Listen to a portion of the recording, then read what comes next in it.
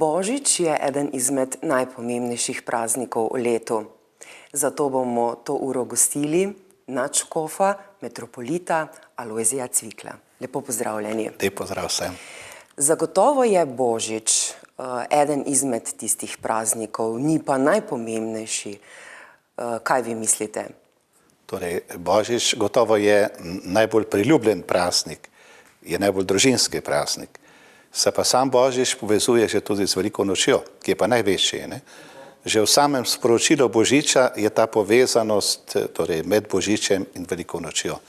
Zato, ker že to, da je otrok rojen in položen v jasli povemo, zakaj služijo, da je to hrana in dejansko bo potem postal hrana za nas v Euharistiji.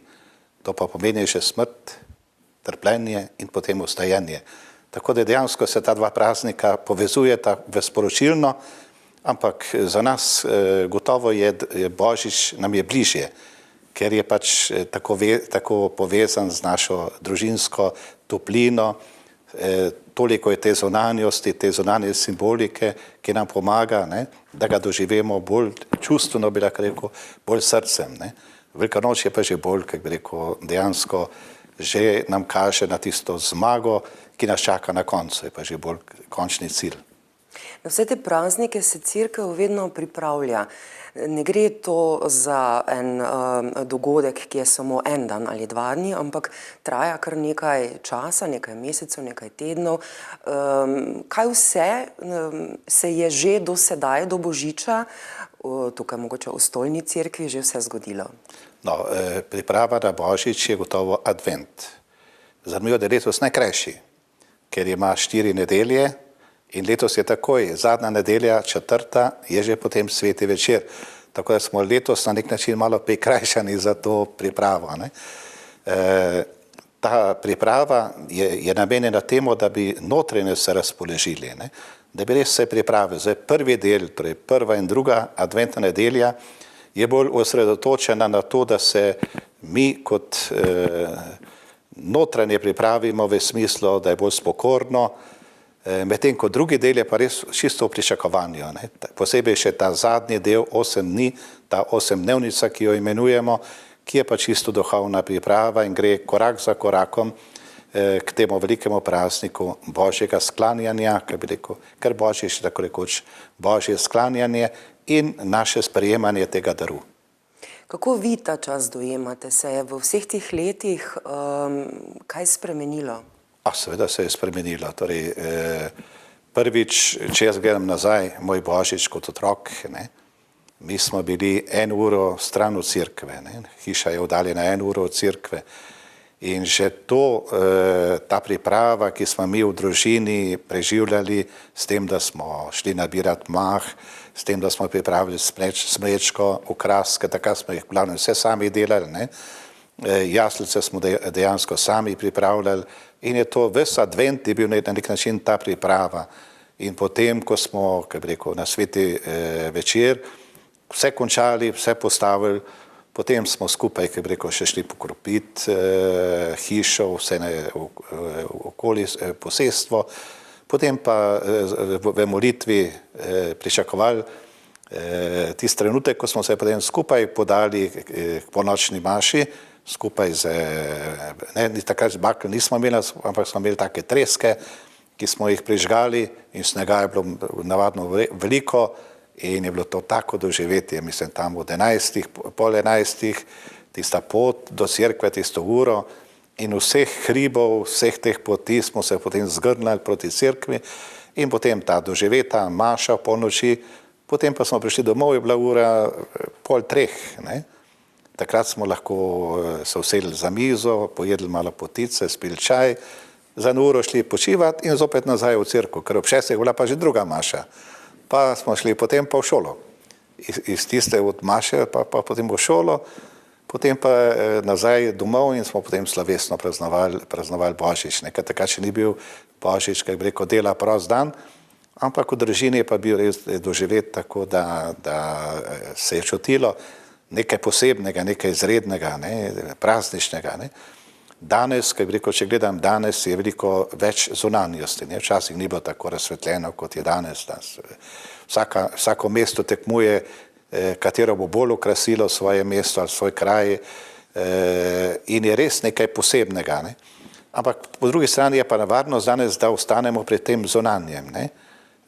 In je pa škoda potem, če ti Božič doživiš samo tako, te zunanjosti ne dotakne se te pa v srcu. Ne? Včasih je bilo pa ravno to, da smo ga bolj doživljali v srcu, pa bolj v družini, res kot tisto vstopanje Boga v naš svet, v naše življenje in smo tega bili izredno veseli. Ne? Danes je pa nevarno, da lahko ob vsem tem lepem pozabimo na to, kar je bistveno. Saj v 50-ih, 60-ih letih v obdobju otroštva, naprimer, so tudi časi bili drugačni, ljudje so živeli dosti bolj skromno, ampak kljub temu, česa ste se vi kot otrok, naprimer v tem Božiču, tako zelo veselili, komaj pričakovali? No, prvi, se pravim, to že vsa ta priprava, torej, jaz sam sem vedno bil zadolžen za jaslice, ne, kot otrok, in sem to že načrtoval par mesecev prej, kako v mesto te jaslice postavil, kako bo sporočilo teh jaslic, ne. Potem, kaj bom dal, kako bom postavil hlevček, kako bom takrat speljal vodo, pa vse te stvari, ker ni bilo, to bilo vse preprosto, ampak tako, ne. Potem vem, da sem eno leto, v 3. razredu sem hodil vsak dan po zimi v šolo, da sem zakuril peč, da sem si toliko zaslužil, da sem lahko kupil prve figure. Ker prva leta smo imeli figure še iz papirja, pa smo jih tako zatikali v mah. Ne? Potem pa sem jaz končno z svojim denarjem, ki sem ga zaslužil, tako sem hodil v šolo kuriti peč oziroma segreti razred, sem toliko zaslužil, da sem prve figure si kupil. Ne? In to je bilo nekaj posebnega. Ne? In pa tudi potem z mamo smo pekla, ker včasih smo ukrasili smreko z pecivom, torej z keksi, ki smo mi sami spekli. Ne? In to smo mi, da z mamo to jih najprej pripravila, spekla in to je bilo res doživetje. To je, kaj bi rekel, ker Božič ni bil samo, kaj bi rekel, nekaj zunanjega, ampak res družinskega. Vsak je nekaj prispeval, vsak je imel svojo vlogo, kaj bi rekel, oče, vem, da je imel take, ki bi rekel, da je pripravil, smreko postavil, vse to stojalo, pa vse to je bilo očetovo delo, ne. Mama je bila v kuhinji, mi otroci smo imeli to. Vsak teta, ki je z nami živela, je imela spet svoje, vsak je nekaj prispeval k temu, da je res, kaj bi rekel, bil to doživet praznik, ne. In pa tudi, kaj bi rekel, ta priprava, ki ni bila samo zadnje tedne, ampak praktično še nekaj mesecev prej, ne. Tako da z tega vidika gotovo pa časa je bilo dosti več. Ne. Na začetku, jaz sem bil star 10 let, ko smo šele elektriko dobili, prej sploh nismo imeli še elektrike. Pomeni, da so bile še cvečke, ki smo jih prižigali, ne, in vse take stvari so bile, kaj bi rekel, še bolj nekak doživete, ker je bilo pa skromno vse skupaj. Ne. Vsak je imel svojo vlogo, ne, tako pravite. Vsak, čisto. Se vam zdi, da je s časoma, ali pa če gremo današnji čas, ta vloga malo zbledela? Ja, pa tudi ritem življenja je postal drugačen. Ne? Ritem življenja je postal drugačen, ker danes pravzaprav služba ni več tako, kot včasih bila do 2. ure, pa samo do poldne skoraj, ne? Potem pa sem bil popoldne doma, danes pa, kaj bi rekel, služba traja lahko le ves dan, ne? In ko se vrnejo domov, so utrujeni, pa še doma morajo kup stvari opraviti, ne? Tako da ritem je drugačen, ne? In zato je tudi v tem ritmu teže najti, kaj bi rekel, svoj čas, ne? Čeprav se mi zdi, da enim družinam še kljub temu uspe, da si to, kaj bi rekel, znajo porazdeliti, pa tudi vloge porazdeliti, da vsak res nekaj, ker potem je to nekaj lepega. Tudi v današnjem času so ti prazniki tako pomembni v Sloveniji na splošno, se mi zdi, da kljub temu, če ljudje med letom ne najdejo časa ali neke potrebe mogoče, da pridejo v cerkev, pa so takšni prazniki mogoče veliko bolj v ospredju, da najdeš pot, da prideš v cerkev. Je tudi veliko več ljudi prihaja v tem času. Čeprav se je zdaj spremenilo, da naprimer ponočnica več ni tako obiskana, kot je bila včasih, ne? Ampak je bolj obiskana večerna maša, torej družinska, kot jo mi imenujemo, ne? Ko pridejo res skupaj z malimi otroki, ne? In to je navadno ob 6, 7, ne? In te maše, ali pa tudi čas, nekateri imajo ob 9, so zelo obiskane, ne? Medtem ko polnoči več ni toliko mladih otrok, zato ker so zvečer, pa potem zvečer si po tej ponočnici oziroma družinski ponočnici si družina vzame malo časa zase in res takrat potem skupaj obhajajo. Ne? Tako da to se pač se spreminja, ne? Zaradi ritma samega. Ne? Potem pa naslednji dan na Božič pa tudi potem ponekod imajo tako, da grejo potem zvečer nekam z baklami in pa imajo tam mašo, odvisno, to se potem pač, kaj bi rekel, in tiste so tudi zelo doživete maše, ko se družina poda skupaj, tako kot smo se mi včasih, kaj bi rekel, s treskami, zdaj z baklami, in to so te zunanjosti, ki lahko pomagajo človeku, da tudi malo doživi lepoto teh praznikov. Sicer se bova k Božiču še vrnila, pa če pogledava mogoče tudi vaše osebno življenje. Vi ste se sicer rodili oziroma prihajate iz Nove Cerkve, okolice Celja.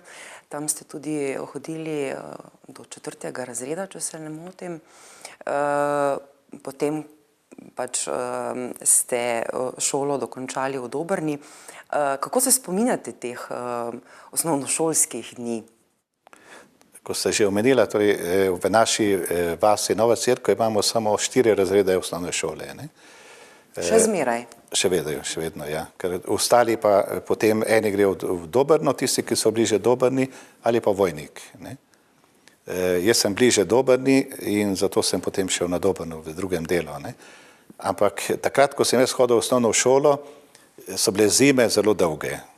Navadno je sneg padel novembra, pa do februarja. Ne? In jaz sem 1 uro imel do šole, pomeni, da smo s sankami, smučkami hodili v šolo in so to bili nepozabni dnevi. Mislim, posebej mi smo se veselili zimskih dnevov, ker smo, torej šola je bila končana, potem pa smo na kakem griču 2-3 ure se še smučali, pa šli domov. Tako da, ker poleti ni bilo toliko, torej po zimi ni bilo toliko dela doma, poleti je bilo več dela in so starši zelo vztrajali na tem, smo čim prej bili doma, ne? Po zimi pa ni bilo toliko. Ne? In zato niso bili tako občutljivi, če smo tudi kako uro se med potjo smučali, sankali. In se spominjam res kot dnevo, ko smo jih zelo skupaj preživljali otroci iz naše vasi, pa tudi potem seveda, ko smo se na poti smo druge srečali in tako se je ta, kaj bi rekel, naša družina povečala do šole, pa počasi pa se je manjšala, dokler nisem prišel sam domov. Ne? Ampak veliko smo bili skupaj. Ne? Potem, ko sem šel v Dobrno, je bilo že drugače. Tam je bilo A, B, torej se bila že 2 oddelka, ne? Je to je turistični kraj, že šola je bila čisto drugače urejena, veliko bolj, kaj bi rekel, vse je urejeno, ni bilo več tako domače kot prej v Novi Cerkvi, ampak po svoje je bilo pa previdnostno, ker je šola bila pa bolj kvalitetna in tudi sem se lahko boljše pripravil za naprej. Ne? Tako da, kaj bi rekel, ko gledam na tiste prve 4 leta, je bilo bolj domače, tako res preprosto, skromno, medtem ko potem Dobrni je bilo že bolj, kaj bi rekel, urejeno in tako. Ste bili tako radovedni, ste iskali znanje, mogoče neke novosti, neke nove stvari, ki ste jih v šoli doživeli, pa jih mogoče doma iz domačega okolja niste bili tako vajeni? Torej, šola je bila zame, kaj bi rekel, tako zanimiva, rad sem šel v šolo.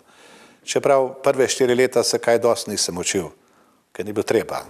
Torej, ni bilo potrebno, tudi vem, da smo domače naloge kar v šoli lahko naredili, 1 uro počakali, pa domače naloge naredili, pa pustili torbo kar v šoli.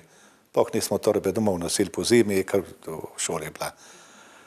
Medtem, ko sem šel v Dobrno, sem prvi se srečal z enim bolj sistematičnim, sem imel tudi krizo na začetku, v 5. razredu, ta prehod iz te, kaj bi rekel, preveč domačnosti v neko urejenost ni tako lahka, ne?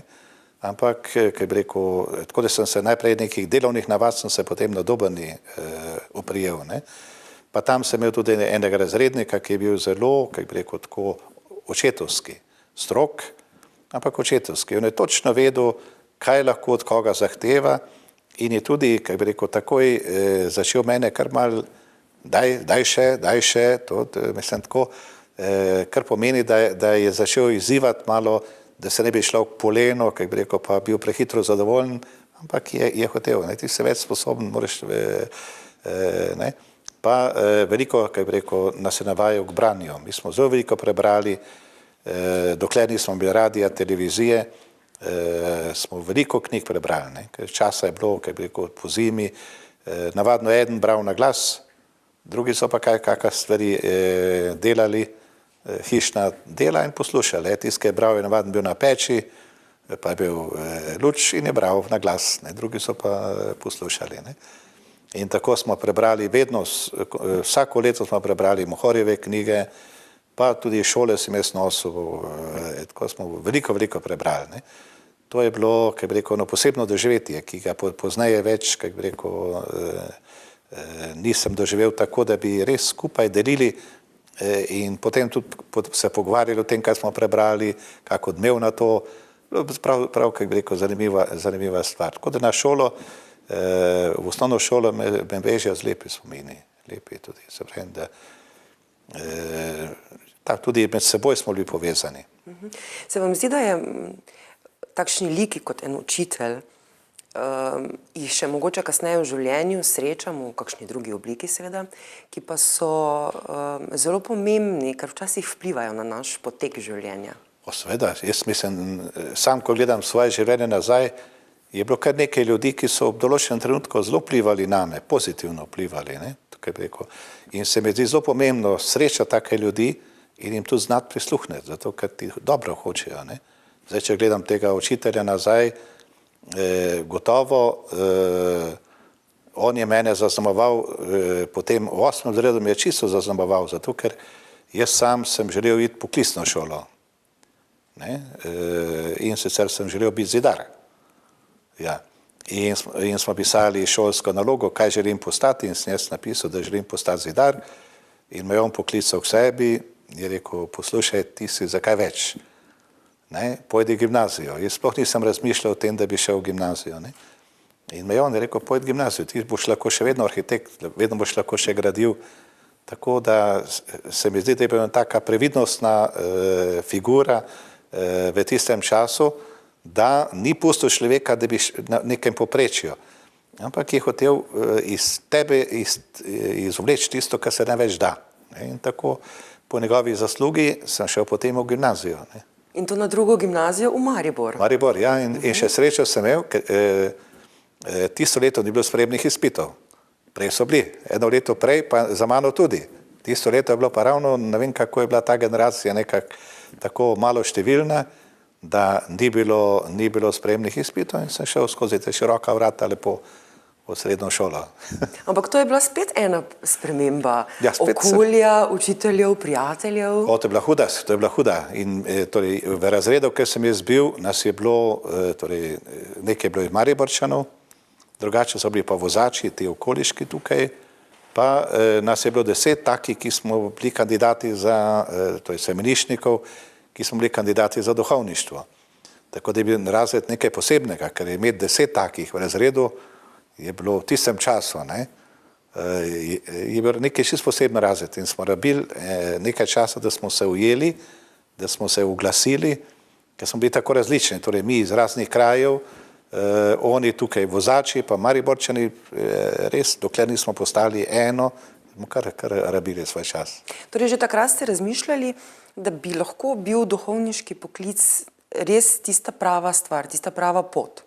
Torej, jaz sem razmišljal že, kaj bi rekel, ena stvar je bila tisto, kar sem prej omenil glede tega razrednika, druga stvar pa je bila, kaj bi rekel, v mesecu maju, ko so bile šmarnice, smo takrat prebirali knjigo pri šmarnicah Kraljica duhovnikov in so bile razne, kaj bi rekel, poti, pripovedi duhovnikov, redovnic, misionarjev, kako so postali duhovniki, kako so se odločali, kaj jih je spremljalo na poti, ne.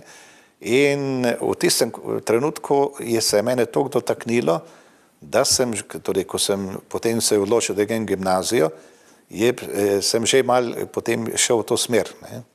Čeprav še takrat nisem bil, kaj bi rekel, v sebi čisto odločen za to.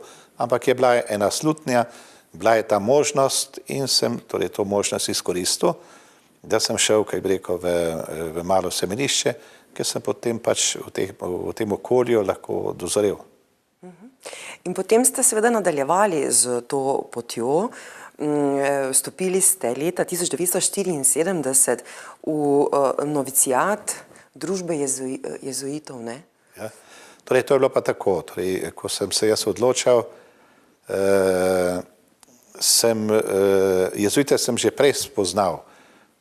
Ko sem bil v 3. razredu osnovne šole, smo imeli en ljudski misijon in je takrat bil kot misionar pater Ludvik Jeza, jezuit. In takrat nas je nagovoril otroke, je rekel, jaz sem prepričan, da je eden med vami, ki me bo zamenjal. Jaz sem star, bom kmalu umrl in takrat se je prvič meni prebudila, kaj bi rekel, ta misel po duhovništvu. Ampak to je bil 3. razred, potem je ta misionar odšel in do 8. ni bilo nič, je bilo čista, kaj bi rekel, pauza.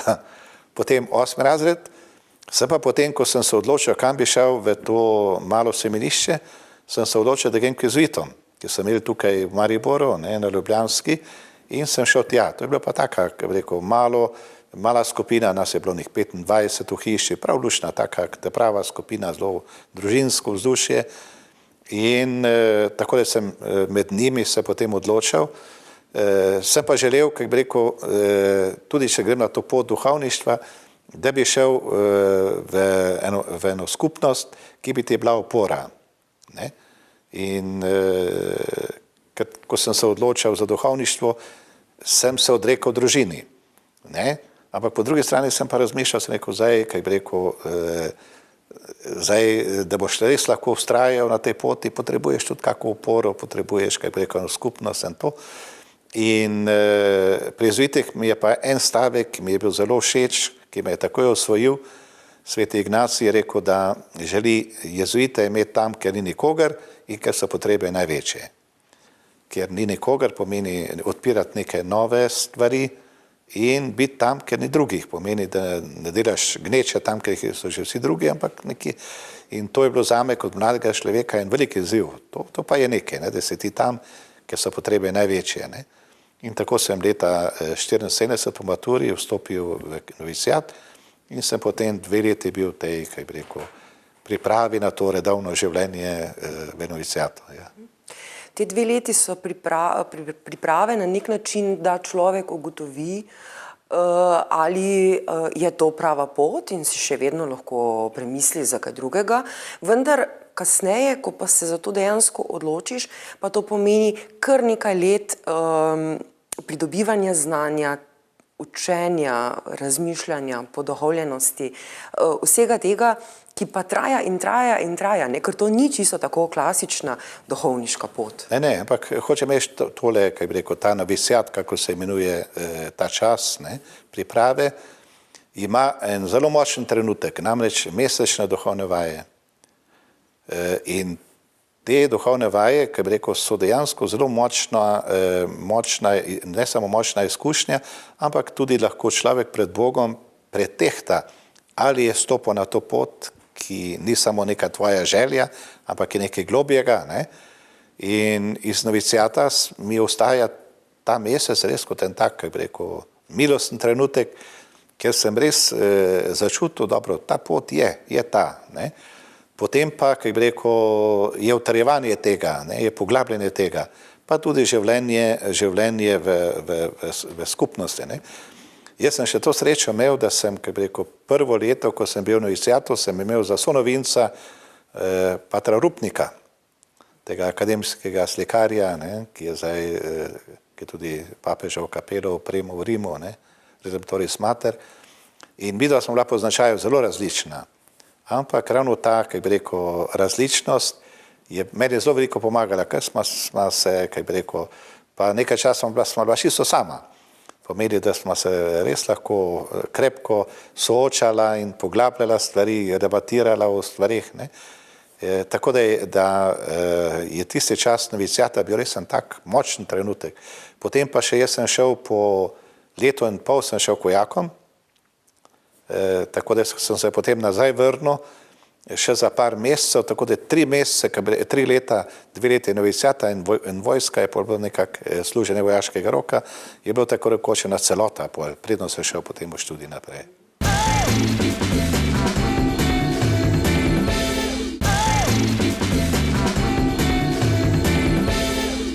To služenje vojaškega roka, ko sem to videla, nekako mi to ravno ni šlo skupaj z vero. Marsikdo, ki je na tej poti, ne služi vojaškega roka, sicer zdaj so drugi časi, takrat je to bilo čisto drugače, ampak kljub temu ste služili vojaški rok. Ja, pa tudi sem zelo zadovoljen bil. Zanimivo je me to srečo, da sem imel mojega, kako bi rekel, nadrejenega, ki je bil iz verne družine, Šakovca. In njegova mama je bila zelo verna, zato ker sem šel enkrat k maši, jaz sem služil v Novem mestu. In sem šel enkrat k maši in ponedeljek me pokliče na zaslišanje, kar vedel, zdaj nekaj. Nekaj ni v redu. Je rekel, včeraj sem te videl, nekje sem te videl včeraj, sem tako videl, sem rekel, ja. Je rekel, drugi se pa skri. Pa mi je sam povedal, kje se lahko skrijem, da me ne bo videl, da grem k maši, ne. In jaz sem hodil potem, njegova žena je bila kelnerica in je včasih delala do 10 zvečer. Jaz sem hodil po otroke mu opaziti, temu oficirju. Tako da je bil tak, kako bi rekel, ne. In zame je najbolj zanimivo bilo to, ker potem sem končal to služenje in je ta oficir mi pripravil kosilo, poslovilno, ker smo veliko skupaj preživela, res veliko. In je rekel, so rekli drugi, tisti oficiri, so rekli, ko bo se ta ženil, pridemo mi, pa bomo naredili malo galame, bomo malo, bomo streljali, pa to. Je rekel, moj oficir rekel, ta se ne bo ženil, ta je za duhovnika. Pa ni vedel, ampak je rekel, ta je za duhovnika. Rekel, tukaj je imel priložnosti, da bi, ampak je živel tako mirno, redno življenje, rekel, ta je za duhovnika. Tako sem rekel, na koncu vojske se dobil največjo potrditev od enega človeka, ki je rekel, ta je za duhovnika. In res je bilo tako, Ja, ne? Med drugim ste šli tudi na teološko fakulteto v Ljubljani. Ja, 2 leti sem bil potem v Ljubljani, kako bi rekel, začetek študija sem opravil v Ljubljani, tako da 2 leti, ja. Potem pa vas je pot tudi med drugim v Rim. Ne, še prej sem šel v Torino. Torej, zanimivo, da kako Bog človeka pripravlja, ne? Mislim, nikoli ne veš, ampak vse poti na koncu vodijo k končnemu cilju. Po 2 letih imamo mi jezuiti možnost, da greš na neko pastoralno prakso, izkušnjo. In takrat je bila priložnost v Torino, ker so naši jezuiti imeli kolegi. Torej, so imeli privatno šolo, kjer je bilo 1000 otrok. Od začetka, torej osnovne šole do mature. In mene so tja dali kot pomočnik pri poučevanju veruka. In na začetku nisem skorič poznal jezika, sem mogel najprej se naučiti jezik, pa sem deloval v tej skupini. Zakaj pravim to? Ker poznaje, potem sem bil prvi profesor veruka v Šentvidu. In tako, kaj bi rekel, Bog, nič ne gre v izgubo, vse v svojem času potem pride prav. Ne? Tako da sem 1 leto preživel v tej privatni šoli, ker sem dobil malo izkustvo, malo pogled, kako oni so delali tam, kakšni so bili pristopi. In tudi to delo je bilo timsko delo, kar je bilo zame nekaj novega. Tam smo bili 3, ki smo bili odgovorni za to delo in smo skupaj, kako bi rekel, preživljali dneve, načrtovali, delali refleksijo, pripravljali razne programe in jih izvajali. Tako da je bilo res eno tako bogato leto. Pa sem šel v Rim. Ja. In to znanje ste lahko kasneje, tako kot ste omenili, dobro naučili. Vse sem naučil, vse. Plus še druga znanja, ne? Torej človek potem najde eno možnost narediti tudi nekaj novega, vpeljati, naprimer v slovenski prostor, tudi nekaj novega. Ja, ko sem jaz, naprimer, potem pozneje, ko sem bil imenovan za učitelja veruka, pa prvega ravnatelja dijaškega doma, dejansko sem iz tistih izkušenj, ki sem jih tam dobil, lahko, kaj bi rekel, naredil prve programe, urnik, kak naj bi to izgledalo, kak program naj bi to veruka bil. Za dijaški dom pa tudi sem šel še enkrat tja pogledati, kak je to vse deluje. Tako da to so take res bogate izkušnje lahko, ki potem pozneje pridejo prav. Sicer to področje pedagogike, delo z mladimi, vas je od nekdaj zanimalo, ne? Torej, jaz sem imel to srečo, potem sem šel, torej iz Torina sem šel na študij teologije v Rim in sem bil 3 leta študijsko tam, ampak že, kaj bi rekel, vsak si lahko izbere eno področje, ne, ki ga malo poglablja in jaz sem vzel takrat v Rimu, kot, kaj bi rekel, moje področje, sem vzel katehezo. In sem enega odličnega profesorja italijanskega strokovnjaka, ki mi je ogromno stvari dal z tega področja kateheze, ne. Ki sem jo potem šel v Bruselj, na podiplomskih študijih sem potem pa spet nadaljeval. Tako da, kako bi rekel, že ob tem osnovnem študiju sem, tako rekoč, se nekako poglabljal v ta vprašanja kateheze, pedagogike. Potem pa, ko sem postal duhovnik, sem šel v Dravlje za kaplana, to je pa ogromna župnija bila, saj še vedno. Tako da sem imel 25 ur veruka vsak teden, plus 4 skupine mladih, mladine po skupinah zvečer. Tako da, kaj bi rekel, sem prvih 5 let dejansko bil z mladimi in na nek način spoznaval njihov svet. Ne. Ampak zakaj vas je ravno to področje tako zanimalo? Meni se zdi še danes, torej meni še, kaj bi rekel, tudi danes vidim, da dejansko mladina so naši jutri. Če mi zanemarjamo mlade, sebi vejo žagamo, na kateri sedimo. Ker mladi so v tem obdobju, ki je za njih, kako bi rekel, po svoje zelo lepo, pa tudi zelo nevarno, ne? So zelo krhki. Po drugi strani pa, kako bi rekel, ti mladi iščejo neko oporo, iščejo nekaj trdnega, nekaj. In zato, kako bi rekel, na nek način je to moje, kako bi rekel, področje, ki se mi zdi zelo pomembno, če želimo graditi naprej. Je pa to tudi eno izmed področij, se mi zdi, ki pa se z leti strašno spreminja, ne?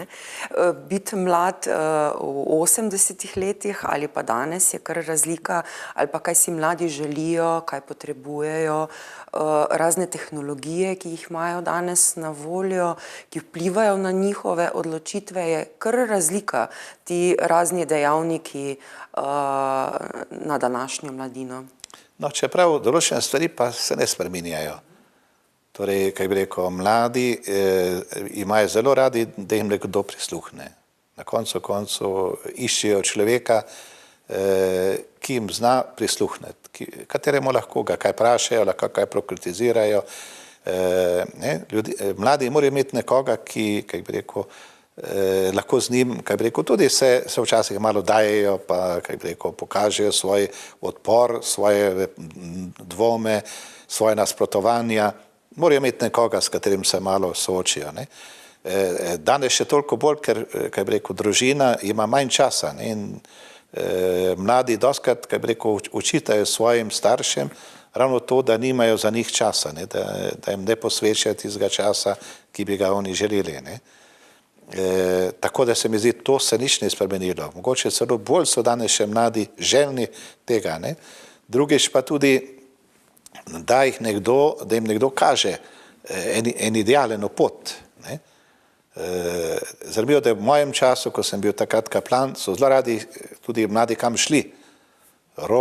Smo romali ali peš, ali tako, ali drugače. In to se mi zdi, da še vedno. Ta način jim je še vedno mladim všeč. Iti nekam, doživljati, kaj bi rekel, to romanje kot poglabljanje tudi medsebojnih odnosov, prijateljstva, to je mladim ostalo, tako da, ne. Je pa res, da so pa danes mladi bolj polni vseh nasprotij, kot so bili včasih, ne. Zato, ker toliko stvari je danes, ki buta v te mlade, ne. Toliko informacij, toliko ponudbe, toliko izzivov, ne. In dejansko tukaj je za mlade veliko težje, kot je bilo včasih, ne. In tukaj hitro lahko nekoga, kaj bi rekel, potegne in tudi gre na kako pot, ki ni najboljša, ne. Zaradi tega, ker včasih mladi pravijo, povejte nam, kako naj se mi odločimo. Mislim, kako, da ne bomo šli narobe, ne. To se pravi, da oni to čutijo, ravno to čutijo, to nemoč, ne. ob vseh teh vplivih, vsem tem, ne, kako naj se jaz zdaj odločim, kako naj jaz, da me ne bo nesla. Ne. In pa seveda družina, tudi družina sama ima velik vpliv. Seveda, tu, kaj bi rekel, problem, ko sem že prej omenil, danes družine je, da je manj skupaj zaradi ritma, ki je čisto drugačen. Ne. Torej, kaj je danes, vprašanje je, kaj je danes kvaliteten čas v družini, kdaj, kaj se takrat dogaja, ne? To so tiste razlike izmed danes, preteklih na primer, let. družina, če zna, torej, ko smo že prej prazniki, so gotovo en tak velik trenutek lahko so torej kakšni vikendi, lahko so kakšne počitnice, te močne trenutke, ki jih družina mora izkoristiti, če hoče, da res, kako bi rekel, odnosi se utrjuje in poglabljajo. Drugače se lahko družina torej znajde čisto, kako bi rekel, v odnosih, da se počasi začnejo krhati in hladiti in se vedno bolj oddaljujejo drug od drugega. Ne. To je gotovo danes težje. Ne. Pa tudi, kako bi rekel, da starši ob vseh stvareh, ki jih imajo, da znajo vsaj, kako bi rekel, nekaj časa se vzeti, da prisluhnejo mladim, da mladi čutijo, da jih imajo radi in da so pripravljeni kako uro, kak trenutek jim posvetiti se, da lahko res prije do enega medsebojnega pogovora. Ne. Kako bi rekli, da se vrednote v družini spreminjajo? Ker vrednote, ki jih imamo starši, jih prenašamo tudi na svoje otroke. Ne? Ja. Torej, gotovo je vprašanje vrednot, druga stvar je pa tudi način vzgoje. Ne. Vzgoja, kako bi rekel, v družini mora biti vzgoja za samostojnost. Ne. Danes je včasih problem, da starši otroke preveč nase navezujejo, ne, in ne pustijo, kako bi rekel, otroko, da dozori. Ne. In imate mlade danes, ki so stari 25 let, 30 let, pa so še vedno, kako bi rekel, otroci. Mislim, otroci v narekovaju, niso prišli do neke zrelosti, neke samostojnosti. Ne. Ampak to je ta napaka vzgoje. Ne. Druga stvar, gotovo vrednote, zdaj, če jaz gledam nazaj na mojo družino, ne, je odgovornost bila zelo pomembna. Torej, jaz vem, da mama, predvsem mama, je vedno vztrajala to, kar si obljubil, drži. Ne. Vem, sem imel ministrant, ne, pa je bilo treba, Maša je bila poleti ob 5:30 pri nas. Ne. In če sem jaz obljubil, da ga je ministrirati, pomeni, sem mogel ostati ob 4. In včas mama prišla me buditi, ne, ob 4, pa se mi ni dalo. Ne. Rekel, mama, danes pa ne bi šel. Je rekla, ne, obljubil si. Če si obljubil, pojdi. Pa reči jutri, da ne bo šel. Ne. Ampak obljubo, ki si dal, jo drži. Ne. Se mi zdi ta odgovornost, ne, kar si prevzel, izpelji. Bodi zvest do konca. Ne. Druga stvar pa, kako bi rekel, to, da dejansko vsak ima neko vlogo, neko nalogo, ki jo je tudi mogel v družini, kako bi rekel, vem, soboto, ko smo čistili, ne, vsak je imel, mama razdelila, ti imaš to, in enkrat kuhno, enkrat to, ampak, kako bi rekel, to je vse vzgoja za samostojnost, ne, odgovornost, samostojnost in potem tudi, kako bi rekel, poštenje, skromnost, to so bile take, ker mora družina dati svojim otrokom. Ne. Da vidijo, da ni samo sreča v tem, da nekaj imaš, ne.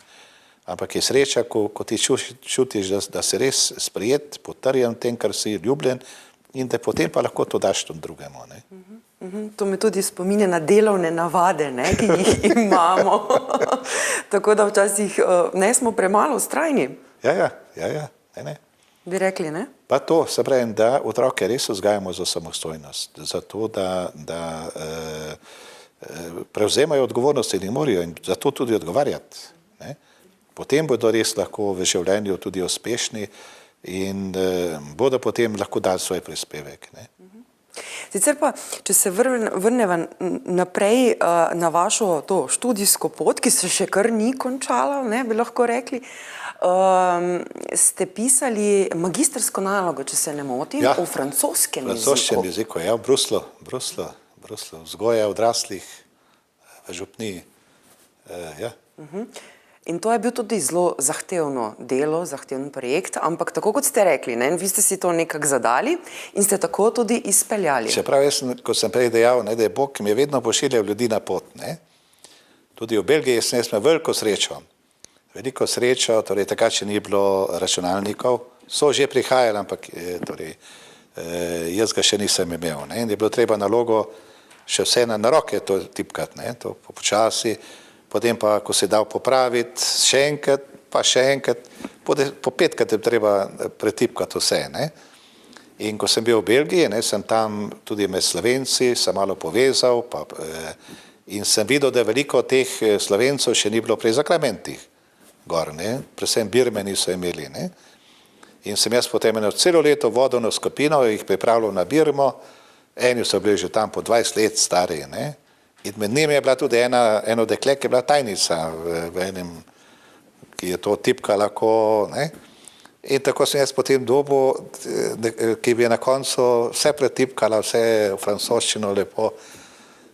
Ne. Tako, spravim, Božja previdnost je vedno takšna, da je pol tisto zadnje, mi ni bilo treba več meni, so mi že drugi potem čistopis, pa kaj bi rekel, ne. Kot ga bi mogel še pa enkrat vse to pretipkati. Sicer pa potem nekako se je tudi ta duhovniška pot začela. Veliko enih nalog ste imeli, preden ste seveda nekako postali nadškof v Mariborski stolni cerkvi. In vse te izkušnje, nekako bi rekli, so vas vodile v to pot, v to odločitev. In seveda danes nekako vso to znanje, vse te izkušnje, pa naj bodo še tako nepričakovane, vam pomagajo. Danes v bistvu lahko na nek način tudi mogoče delate to, kar ste si želeli, da uresničite neke želje, ki bi jih radi uresničili. Ja, zanimivo, da v življenju se nič ne izgubi, kot sem prej dejal, ne. Jaz sem želel biti zidar, ne. Ampak prva leta sem samo gradil. Ko sem bil v Dravljah, smo ravno zidali cerkev novo in sem bil, kako bi rekel, v tem procesu gradnje. Potem, ko sem bil predstojnik jezuitov, smo obnavljali tisto cerkev svetega Jožefa, ogromno delo, pa cerkev v Kočevski Reki smo na koncu. Ne. Potem, ko sem bil v Rimu, sem kolegi od strehe do tal obnovil, tako da, kako bi rekel, gradbeno me je spremljeno. Ne. Po drugi strani pa, kako bi rekel, ta vzgojno, ki se je začelo, področje, ki se je začelo v Torinu, pa potem v Dravljah, ne, in potem, ko sem šel v Šentvid, ne, se je vse prepletalo. Torej, dejansko, kar sem se naučil v Torinu, mi je pokoristilo v Dravljah, ko sem bil kaplan. To, kar sem naučil se tam, mi je potem koristilo, ko sem šel v Šentvid za profesora Veruka in tako. Pravim, da nič se ni izgubilo. Ne. In zdaj pa seveda pri tej službi, tako rekoč, pa vse prav pride. Vse prav pride. Tako. In ko smo že pri mladih, ne moremo mimo univerzitetne župnije Maribor, ki je pa eden izmed novejših projektov. Zagotovo nekaj besed moramo tudi temu nameniti. Ja, gotovo, kaj bi rekel, v Mariboru je kar nekaj mladih, ne, študentov, ki prihajajo in ko sem že prej omenil, ta čas je za mlade zelo pomemben. To je čas odločanja, čas samostojnega vstopanja v življenje in se mi zdi, da je pomembno, da najdejo en kraj, kjer se počutijo sprejete, kjer se počutijo doma, kjer so različne ponudbe, ki lahko človeku na tak ali drugačen način pomagajo pri tej njegovi rasti. Ne. In zato je bila tudi, kako bi rekel, ustanovljena ta univerzitetna župnija, ki je predvsem namenjena tem, ki so tukaj v času študija, tukaj v Mariboru. Ne. In naj bi bila res tista, ki bi bila neki dom za te mlade, ki pridejo sem in da bi našli tukaj sebe. Sicer pa naloga nadškofa ni tako enostavna in preprosta. Ne? Vi imate kar veliko obveznosti, veliko skozi vso leto. Na nek način je to duhovna hrana, pravijo nekateri, na drug način pa je tudi lahko fizično zelo zahtevno. Je tako? To je ritem, kaj bi rekel, je ritem, ki traja od jutra do večera, ne? Posebej zdaj so obdobja, ker je še bolj, kaj bi rekel, intenzivno življenje, napeto. Zdaj, mene, kaj bi rekel, me ne utruja, ko grem naprimer na birme, ko grem na srečanje z mladimi, to je zame, kaj bi rekel, neke vrste svežina. In to me tudi rešuje, ker kot škof imam tudi vsako leto kar nekaj birm, vsako leto kar nekaj srečanja z mladimi, ne? In to je zelo z veseljem grem. In včasih pravim, da to je zame, kaj bi rekel, da se napolnim, da lahko potem pisarni pa s takimi, z drugimi stvarmi, ne? Ker praktično tukaj si od jutra do večera si naš škof, pomeni, nimaš nekega odmora, neke lukne, ne? Ki bi lahko se malo umaknil, ne? Tudi ni pravega dopusta, zato ker tudi če greš na dopust, zdaj preko telefona tega vidiš takoj ta problem in moraš ga sproti reševati, in tako da ni nekega odmika, ne? Ampak si skozi v tej službi, ne? Tako da potrebuješ, kako bi rekel, tudi trenutke take, ko gre malo ven, da se malo... Drugače je pa zelo pomembno, da imaš urejen ritem. Torej, ritem, to je že moja izkušnja odprej, ko sem bil naprimer v Dravljah, pa tudi po Šentvidu. Jutro dejansko mora biti tisti trenutek, ko ti duhovno se pripraviš in postaviš na noge.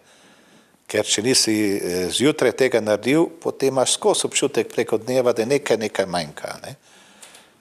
Tako da to res zjutraj poskušam, da vsak dan, kako bi rekel, posvetim čas molitvi, premišljevanju, maši zjutraj.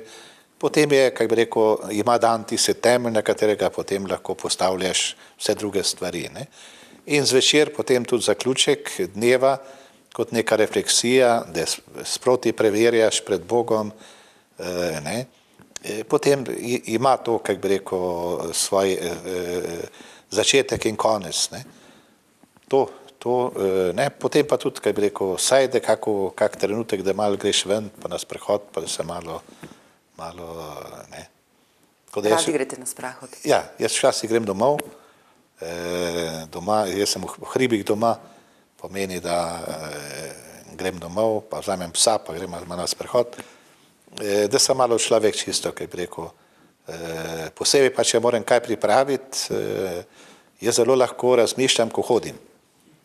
Ko hodim, meni prihajajo misli, ne? In če moram nekaj pripraviti, potem grem na sprehod. In ko pridem nazaj, se usedem pa zapišem. Sicer pa ste zelo odprt človek, bi lahko rekli, in pa tudi niste v nasprotju s tem, da cerkev gre s časom. To pomeni socialna omrežja, spletne strani, tudi ta razvoj, stik z ljudmi preko nekih drugih medijev, ne? Ja, to je danes pač potrebno, kaj bi rekel. Že kot sem zadnja leta, ko sem bil v Vitanju, sem naprimer z mladimi bil povezan preko interneta. V glavnem smo se obveščali, sporočali. Mladi so pač danes, kaj bi rekel, hitro jih lahko obvestiš, vprašaš, gremo to soboto nekam, v 5-10 minutah že dobiš odgovore. Jaz lahko, jaz ne morem, jaz bi šla drugo in tako. To Facebook, torej, kaj bi rekel, jaz sem tudi na Facebooku, kjer se pa še ena skupina, kaj bi rekel, ustvarja, tako da tudi, kaj bi rekel, teh stvari se poslužujem. Sicer pa ste pokazali en tak zelo pristen čud do sočloveka, predvsem v tej begunski krizi. Na kakšen način ste v tem obdobju pomagali ljudem? Torej, v glavnem preko Karitasa, ne? Jaz sem tudi predsednik slovenskega Karitasa. Predvsem pa tukaj smo v Mariboru imeli, kaj bi rekel, ker je bil Šentilj, tisti kraj, ker smo zelo veliko bili prisotni, ne? Zanimivo, da je Karitas bil eden prvih, ko je pristopil, ko so begunci prišli, ne? In tudi, kaj bi rekel, v najtežjih trenutkih, po noči, ko je bilo dežurstvo, In to, kar je meni se najbolj dotaknilo, da te gospe, tudi starejše, ki bi rekel, imajo svoje leta 70, pa ne znajo nobenega jezika, ampak so s tako ljubeznijo, s takim srcem pristopali k tem ljudem, da so ti ljudje čutili, da jim ti hoče dobro. Se mi zdi, da ta, kako bi rekel, jezik srca je tisti, ki takoj v drugem prebudi občutek, ta me pa razume, ta me sprejema, ta mi je blizu, ne. In to smo pač poskušali tem ljudem, ki so bili takrat bolj kot ne na poti skozi Slovenijo, in pokazati pač, da jim v tem trenutku želimo biti pač, kako bi rekel, blizu. So sprejemali to pomoč, ker vem, da so nekateri bili zelo v hudih stiskah in jim je bilo zelo težko. Ja, odvisno, to so bile različne skupine, različni, kako bi rekel, ampak, kako bi rekel, izkustvo je bilo pozitivno. Tudi zanimivo, jaz sem šel enkrat Krim takole s križem, pa so v glavnem bili muslimani, ne? Ampak so spoštljivo pristopili, so videli, da mislim, zdaj, ti ljudje, če čutijo, da jim ti hočeš, kako bi rekel, dobro, dobrota nikoli ne povzroča drugem nekega sovraštva, ne. In to se mi zdi, da je bilo tukaj vidno in tudi sprejeto. Proti koncu pa še se bova vrnila nazaj na Božič, seveda. V Stolni cerkvi potekajo priprave. Kaj vse se bo sedaj v teh dneh še dogajalo? Jaz imam ponočno sveto mašo v polnoči, potem na Božič imam dnevno sveto mašo, potem pa na staro leto je tako rekoč, tista maša se imenuje Te Deum, zahvala Gospodu za to leto, ki smo ga preživeli, statistiko, ki jo takrat jaz predstavim, s pomembnimi trenutki tega leta in se potem skupaj Boga zahvalimo za to. Potem pa še na mnoga leta imam potem ob 10. tisto glavno mašo kot uvod v novo leto. In s kakšno mislijo boste letos nekako ljudi spodbudili, razmisliti o Božiču in priti za to mislijo mogoče tudi na novo leto? Torej, želim počrtati dve besedi. Na Božič se razodeva božja človekoljubnost in božje usmiljenje. Človekoljubnost pomeni, da Bog ni nekje daleč, visoko, oddaljen od nas, ampak nekdo, ki nas vidi, ki nas spremlja, ne? Nekdo, ki ima čutečo srce za nas. Ne? In druga misel, usmiljenje. Ne?